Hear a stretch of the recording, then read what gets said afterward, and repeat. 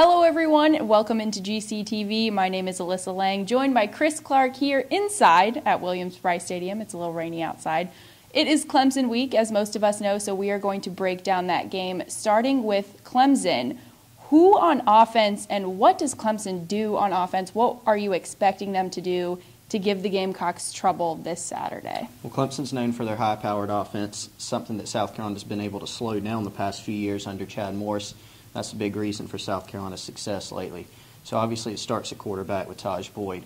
Now he hasn't played very well against South Carolina in his two starts. He's had 3 games total, 2 starts, 2 interceptions, or 3 interceptions, 2 touchdowns, completing a low number of passes, and he's been sacked almost 15 times in the game. So South Carolina's been able to get pressure on him. That's going to be a big key in the game. Sammy Watkins is back healthy this year for his junior season. So, of course, that's going to mean that Victor Hampton, Jimmy LeGree, South Carolina's linebackers, when they're put in position to guard him, and safeties are all going to have to play well in that back 7.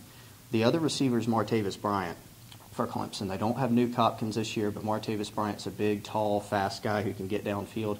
Victor Hampton spent a lot of time this week with the media talking about Martavis Bryant as well.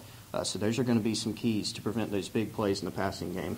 Now, you mentioned in order for Clemson to succeed, obviously Taj Boyd has to have a good game. Last year we saw Dylan Thompson go to Clemson and just destroy them. This year, both quarterbacks are healthy. Are you expecting to see both of them play? And who do you think is going to start? Who do you think is going to give the best performance for the Gamecocks?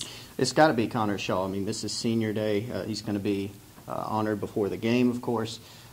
He's got a chance to go undefeated at home as a starter and go out with a bang at home against Clemson. So I expect this to be his game unless he gets injured or unless he's totally ineffective. But I think he's going to have a very good game. You're right, Dylan Thompson played well last year. I think if he's in the game, he could play well. But I really expect this to be Connor's game and for him to go the distance. Now, as far as non-quarterbacks, we'll talk running back. This year, all 3 running backs are healthy for the Gamecocks, 4 if you include Jamari Smith.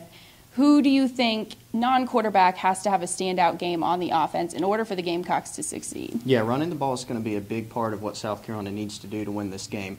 The formula for them the past few seasons has been to control tempo, run the clock, of course score some points, and limit Clemson on offense. And Clemson wants to run a lot of plays. They want to get into a rhythm, and one way that South Carolina can prevent that is to hold the ball, put the ball on the ground, and keep running it.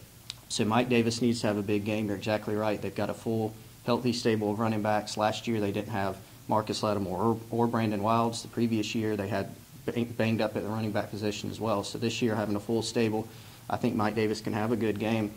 Look for him in the screen game, too, with Clemson's quick defensive line. Now, wrapping up here, if you had to hone in on one key thing that the Gamecocks have to do in order to come away with the victory, what would it be? Not turn the ball over. We talked about some other things like time of possession and things like that, but with an offense that's explosive like Clemson, they have the ability to make plays downfield. They can exploit some things, some areas that South Carolina's had trouble with this year, so they're going to have to not turn the ball over. They've won the turnover battle ever since they've gotten on this 4-game winning streak. That's going to be the biggest key, I think, going forward.